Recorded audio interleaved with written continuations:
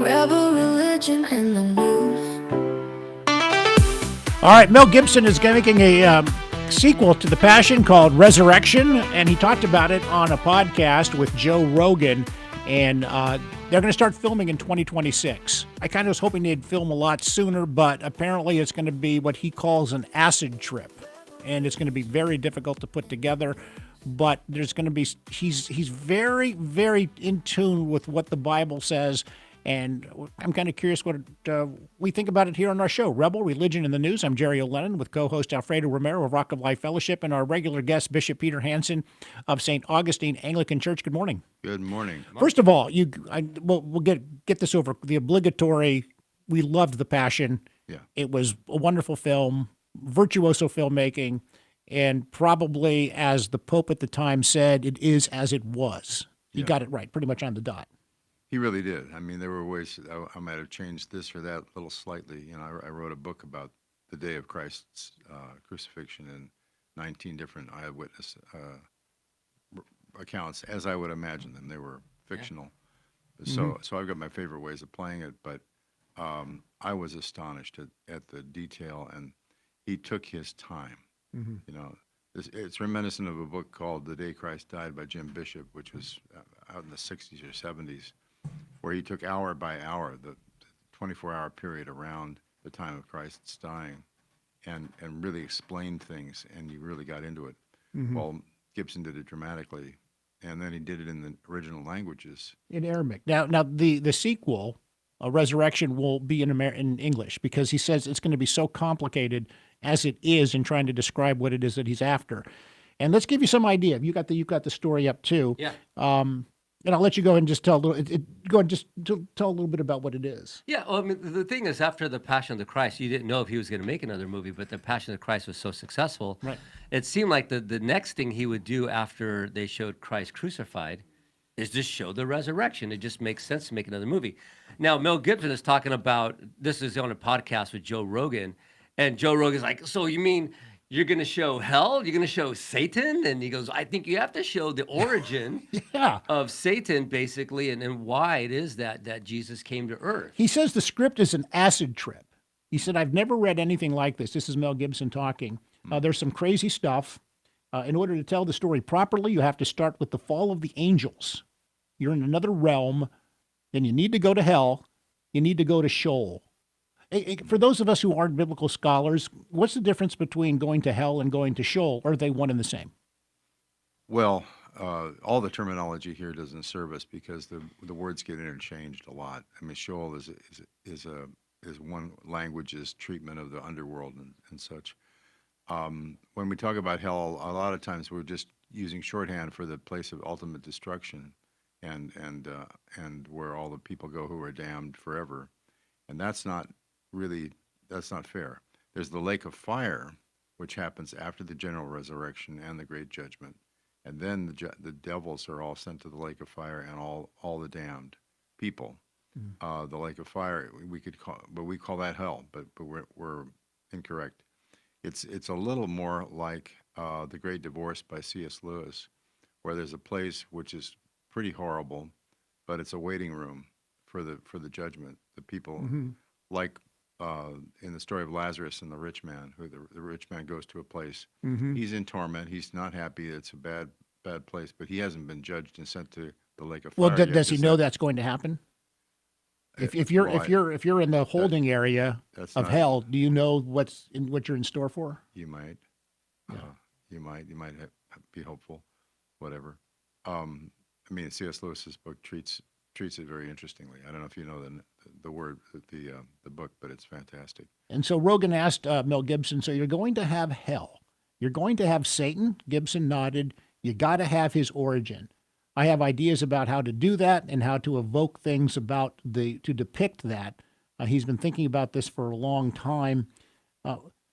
What the fall of the angels? I mean, he says is that what is the fall of the angels? What's happening with the fall of the angels? You go to Revelation chapter 12. You've got the woman clothed with the sun, standing on the moon with the stars and all this stuff, and then she's pregnant. She's going to give birth, and the dragon comes forth, and he wants to eat her up and kill the child. And I mean, it's very talk about an acid trip. It's a phenomenal vision in the sky that John gets and writes down. It's symbolic. It's meaningful. Is she Mary? Is she the church, or is she Israel, or what? It kind of interplays. But you see then this great scene. There's a war in heaven, and Michael and the angels, the great angels, war against the dragon and all his servants, his fallen angels, and they cast them out of heaven and onto the earth. And so they stalk the earth, but hell is a place where they are torturing, I guess, or there's not a lot of description in the Bible of what goes on there, which is probably good that we know that. We fill in the blanks with our own imaginings, but there's a place where those who are not redeemed go. Now, here's what's problematical, and it creates that day of Christ's, Holy Saturday, the day between the crucifixion and the resurrection, when he goes down and St. Peter he preached to the dead. Well, what good is that if they're damned? Well, they're not damned. They're waiting for him. Okay. They're looking for.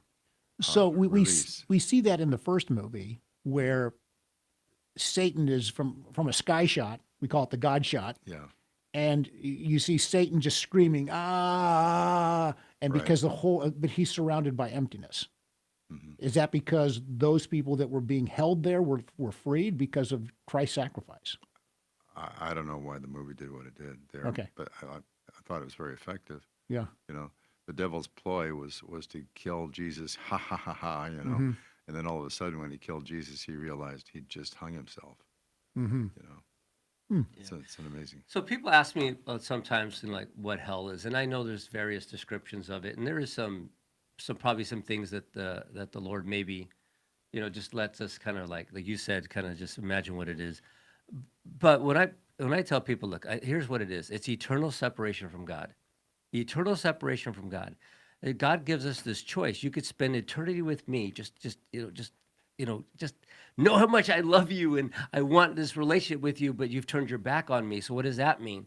And then suddenly I have to explain what eternal separation from God is. So hell would be never in the presence of goodness. And you could tell me if you agree, but it's never in the presence of goodness or love.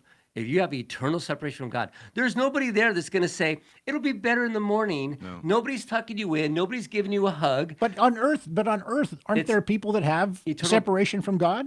Oh, sure. And they're very happy Oh, sure, until they die. until they die. And then they find out that they've made a really bad choice. Yeah. But to be eternal, I mean, the biggest thing you don't want to hear is, get away from me, I never knew you. Oh, yeah. The one you want to hear is, well done, good and faithful servant. Right. But eternal separation from God, nobody's tucking you in. It's not going to be a brighter day tomorrow. The sun doesn't come up tomorrow. It's just anguish and gnashing of teeth. And what have I done? And it's this eternal burning, whether that's metaphorically or just this burning inside of, they told me, and I didn't listen. I mean, that's eternal anguish right there. Yeah. When you envision hell, and if you were advising Mel Gibson, and he comes and says, I'm going to talk to Peter Hansen, the great bishop over in Chico, California. Give me a depiction of hell. How can I put that on film? I would avoid all the tropes, the stereotypes that are, the red devils with the tails and the pitchforks and all that. Just get as far away from that as you can, and let people get a new take on this. Because flames are good. That's a symbolic meaning, but it can be internal flames in an absolute zero environment where there's no energy, there's no light, there's no nothing. You can't see a thing. When I think about the fires in Southern California, that's what I envision hell being like. Except there's going to be spots of flames and another spots of flames over here, and you're surrounded by darkness and grayness and ashes, and you're alone, and you realize that this is what I'm going to be in for the rest of eternity. And I could look up and see all the people dancing and singing and having a feast and thinking, gosh, I missed out on what I could have had. And that would be the gnashing of teeth. That's how I envision it. I don't envision God saying, I'm going to burn, maybe except for some of us who are truly evil, the actual torture. That I think is what some people say, well, God would never torture somebody. Would he do that? people also envision the devil's torturing us, and I think that's a misnomer. At least in the ultimate hell, the lake of fire, because that place is made to torture them. Mm-hmm. They're not in charge. You know, that's all the jokes about hell put Satan in charge. Well, no, it's his prison, and he's not the warden. Right. You know, he's the chief prisoner. He's in solitary confinement. Yeah. And solitary confinement may be a good metaphor for how hell will be for a lot of people. Absolute alienation and utter, complete emptiness. Who knows? That could drive you crazy forever. Well, correct me if I'm wrong here, but the real images of hell was Satan, pitchfork and ears and red, and that came 1321, Dante Alighieri. Thank you. Yeah. And that was basically, thank you, 1321. I mean, it's like The Divine Comedy. Yeah, it had these images, these great, like I think back then they were lithographs or something, but they have these images of the burning people on racks and body parts everywhere, and I don't think that's accurate from the way the Bible describes it. Hieronymus Bosch was a medieval painter who painted a lot of hellscapes and scared the heck out of people. Yeah. Michelangelo did a pretty good job in the Sistine Chapel with the guy Yeah. who was damned, and he's sitting there going, "Oh no." It's good to contemplate and to get serious, scare us straight. That's what we're going to talk about in the second segment. We only have about less than a minute left in the segment because I do want to talk about what was also added in the film called Resurrection that Gibson is going to start filming in 2026. He says it's going to be like an acid trip. And he also is talking about we're going to take it from the fall of the angels to the last apostle, which I believe is the last apostle to live was John. Was that correct? Mm-hmm. And all the previous 11 suffered horrible deaths, I believe. All 11. I'm not sure if any all of are at least a legend that they were tortured and killed, and John lived on. He was tortured too. He was imprisoned, and some say he was boiled in oil. Yeah. Right. Yeah. Right. And then he wrote Revelation when he was on an island, I believe, right? Yeah, Patmos. Patmos, yeah. We're going to step aside, continue our discussion about the new film. Well, that's new. It will be out probably sometime in 2026, The Resurrection by Mel Gibson. We'll continue our chat on Rebel Religion in the News right after this short break.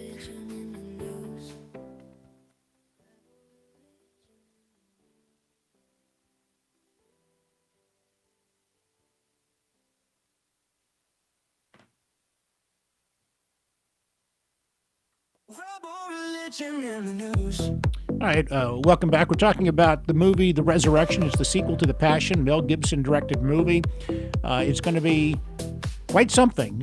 We were hoping it was going to get started in 2025 filming, but apparently the script is very complicated. He calls it an acid trip. It's going to be, it's hard to envision. And we're talking to Bishop Peter Hansen of St. Augustine Anglican Church in downtown Chico, and of course my co-host Alfredo Romero of Rock of Life Fellowship. Always glad to have him on the show. Jesus talks a lot about hell, and in the Bible he talks more about hell than he does heaven, and trying to put what hell looks like. Well, it would be quite a challenge.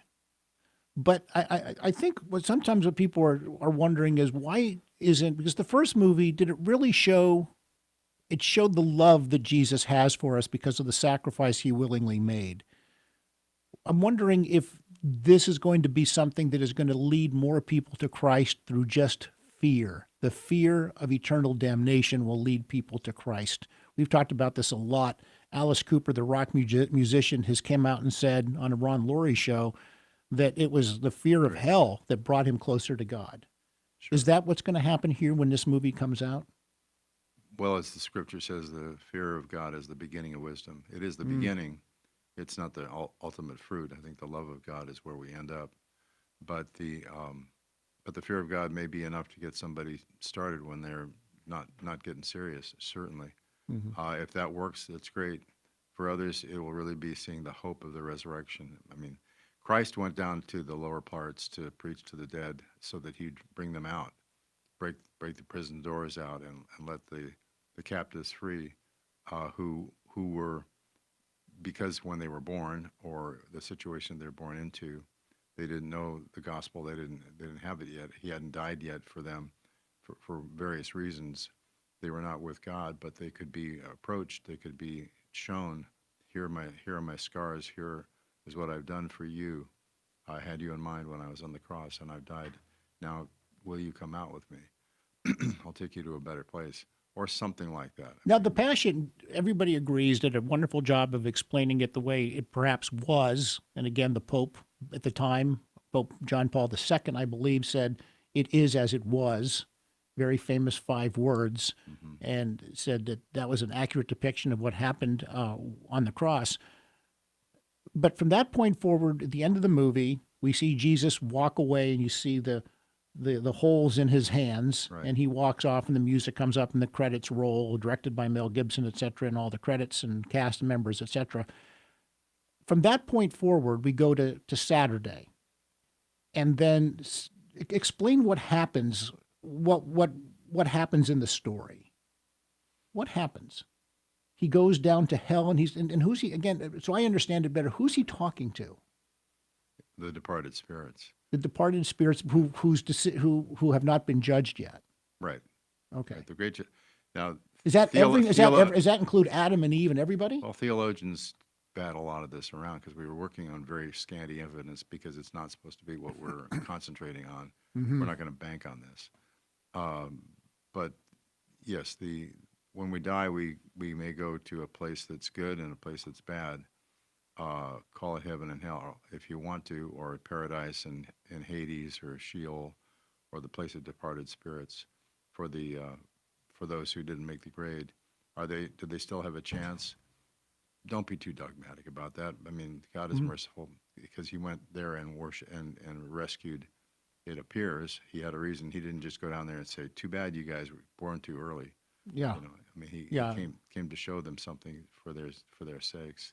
Is there a fear that a film like this could turn people off Christianity if it's not done with delicacy and with complete seriousness? In other words, there's going to be some people who are going to say, "Well, if that's what God has planned for me, I don't want any part of Him," because what God would allow that to happen to any of us. Well, remember that this movie is called The Resurrection, not The Damnation. So Okay.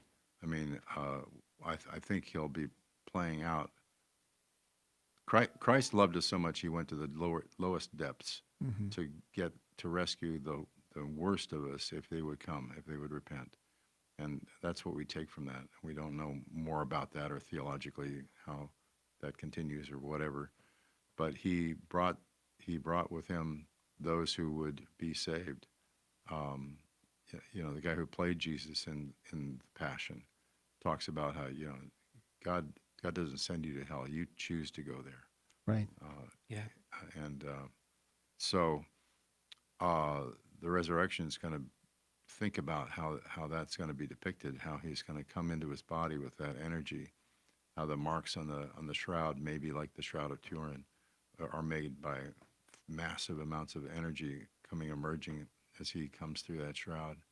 And I presume we're going to see, after the resurrection, we're going to see Jesus back on earth, preaching, I would think, because we are, because He does say we're going to see and of course the way the violence that Mel Gibson uses, we're probably going to see some brutal filmmaking of the apostles who got brutally killed, including having their heads cut off and being speared, etc. Crucified Stoned. upside down. Yes. So we're going to see that, Yeah. which, and I would presume maybe we'll see, Jesus coming out and talking to His disciples and talking. I mean, this would be fascinating Sure. to see this depicted on film. I would love to see the doubting Thomas. Because then maybe we could see the Scene. love that Jesus has given. Maybe because because what I'm afraid with the film, if it's going to be all gruesomeness and hell, and this is what you have deserving, and this is what you have coming to you because you're so terrible. I hope that the film depicts Jesus, and as you said, the compassionate, loving, merciful God that we need to worship. There's an awful lot to say from the moment of the resurrection on forward to the end of in John's life. I mean, there's 70 years there to play out, and very important years. Phenomenal stuff. The Road to Emmaus is another favorite story of mine out of Luke, where, and I imagine, there's a theory that we always depict 2 men walking along the road and then talking to the stranger. But Cleopas, and another unnamed is walking along, and Cleopas is known to be married to a woman who was part of the group of women who went to the tomb, who were there at the crucifixion. I mean, his wife is very involved, and she's right there. Now, why would he leave her in Jerusalem and go 7 miles to someplace else? The night of the resurrection, I think it was her that was with him. It was a married couple who came along, but she's unnamed, as it would be in that day and age. They hide the name of the woman, and it's a favorite theory of mine anyway. How does God feel about this? But real quickly, Jim Caviezel is 20 years older than he was at the time of the first film, so they're going to probably use some AGI, ageless type of They will use him again. trickery. They're going to use him again. Same one. Yes. I think that I want to go back just a little bit, talk about the violence. When I saw The Passion of Christ, and frankly, I've only seen it once, it was a difficult watch in some parts. However, I loved it because when they got to the part where Jesus was being whipped, I can't watch that. I they shuttled showed through it so everybody thinks he was just hit, but no, they had the little bones and sticks, and they would drag it and they tear his flesh off. And then that whole scene, it made me, I sat there and cried like a baby in the movie theater like everybody else. And it made me realize, you did that for me. Yeah. You went through that for me, and I complain about certain things that I go through. It made my conviction even stronger. And we talk about the effect that it had on the masses of the world, really. When I went to the theater, there was people out there passing out, tracts and Bibles. I'm sure that God used this movie, to do the best that. That's what I want to ask. Let me ask Bishop Hansen. Go ahead. Is God okay with this? Is God okay depicting something, or doesn't he tell us at the end of Revelation, don't do this kind of thing? Don't add or subtract anything from the Bible. Is it okay for us to depict him like this? Depict this story? The movie isn't saying this is the Bible, and therefore believe every moment of it and every vision in it. It's a depiction. The 4 gospel accounts are depictions themselves of what was remembered, and that's not violating anything. So, no, I wouldn't say so. That's the same way with The Chosen. There's some controversy about how The Chosen has chosen to depict the life of Jesus and some of the things that they're adding. I think at first I really kind of loved it. As things went on, I started to be a little more cautious of it because I never wanted The Chosen to actually add something that actually changed or added something about a certain event in the Bible or in Christ's walk. You mentioned one to me earlier. Well, I mentioned one because there's a controversy now because the next season is being filmed, and there was a scene where Judas was about to betray Christ, and Christ looks at him and says, this is the actors, of course, says, do what you got to do, but then he says, I'll be praying for you. And all the scholars come and go, whoa, hey, wait a minute. But Jesus was praying for Judas? I mean, that's not in the Bible anywhere. Well, I think that's one of the things people, if there's a criticism of Mel Gibson, it would be that, who are you to put words in Jesus's mouth and try to depict him in a certain way? By the way, it is going to be in English because it's going to be, whereas the first one was in Aramaic, which was the language of the time. And I think he says there's no other way to explain this because it's going to be, again, he's calling it an acid trip. So it's going to be kind of out there. Not concentrating on like 6 hours. It's going to be doing 70 years. So they're going to be tripping along and reading subtitles would be that'd be tough. too difficult. And it's going to be like a 3-hour movie. So Yeah, imagine. I imagine, but remember, it's a depiction. Nothing surplants or takes the place of the Word of God. That's where we get our information at. Then you want to be so ingrained in the truth of God's Word that when you see something that doesn't match up, we recognize it. Yeah. Well, I think that We can still watch Zeffirelli and all these other depictions. I'll still watch the Ten Commandments. Ben-Hur. the Ten Commandments is still good. It still holds up. That's right. Gentlemen, thank you so much. Bishop Peter Hansen of St. Augustine Anglican Church, service times 10 o'clock on Sunday morning. They're located over in downtown Chico off on Salem Street. Thank you so much. Good discussion. I love talking movies and religion. We'll talk to you next time, everybody. Take good care, and so long.